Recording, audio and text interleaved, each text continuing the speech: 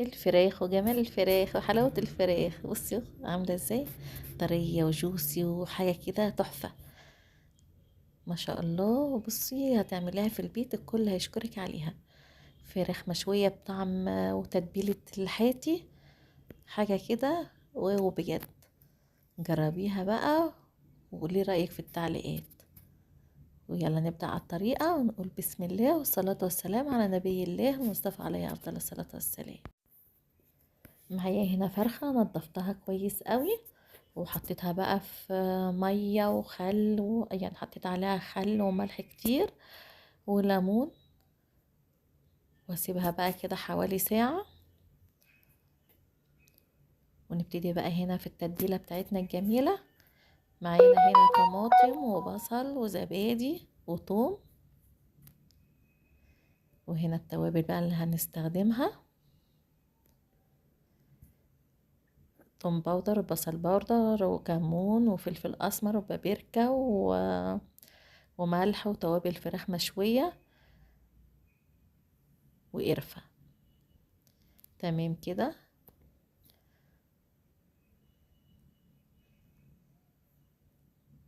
طماطم وبصل وثوم وزبادي وقرفة وملح وتوابل فراخ مشوية من عند من اي سوبر ماركت، اللي هي بتبقى الجاهزة اللي في الاكياس دي. ونزلت هنا بقى بليمونة. الليمون هنا بيساعد على تطرية الفراخ والأنسجة بتاعتها بتبقى طرية جدا من جوه زي كده اللي بتجيبها من عند الحاتي بالظبط. هنا كده حطيت شوية خل ومعلقتين كده صويا صوص، لو مش موجودة مفيش أي مشكلة.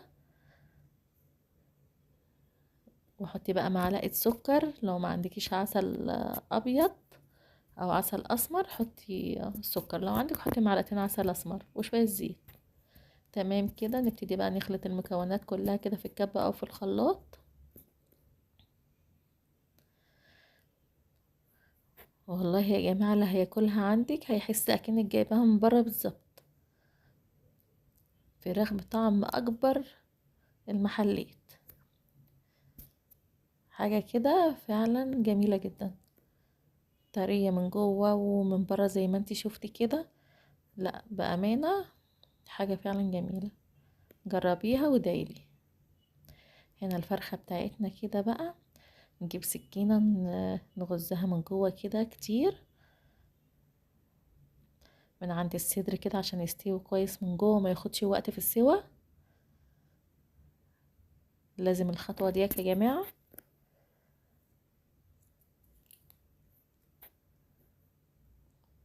نبتدي بقى ننزل هنا بالخلطة بتاعتنا عليها ونبيتها بقى ليلة كاملة في التلاجة. لو مستعجلة وفي نفس اليوم سيبيها على الأقل على حتى ساعتين، يعني ساعتين أو 3 تشرب من التتبيلة، لكن لما بتبات تشرب من التتبيلة أكتر وبتبقى طرية وجميلة.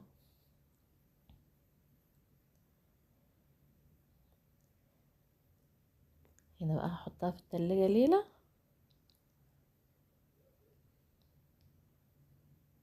طلعتها هنا بقى بعدها بيوم اهو. نحط بس من التتبيلة بتاعتها كده فيها عليها، ومش هنحط بقى عليها مية ولا أي حاجة. كل الحكايه بقى اللي هقولك ورق فويل ولا كلفي نفسك ولا اي حاجه، هو غطا كده تغطي بيه الصينيه وعلى البوتاجاز على طول تحطيها على وش البوتاجاز كده حوالي ربع ساعه يا دوبك بس تغلي كده. تمام. بعد كده بقى مولعه الفرن على اعلى درجه حراره بالغطا وتحطيها هنا بقى. بشوفها كده بعد حوالي ساعه لقيتها استوت. لما بنحطها على وش البوتاجاز فوق حوالي ربع ساعه او 10 دقايق بتستوي بسرعه. هنا لقيتها ناقصة سوا حاجات بسيطة، فرحت حاطاها مغطياها تاني، وبعد ما استوت رحت مولعة عليها الشواية وطلعت بقى بالشكل الجميل اللي انت شايفاه ده.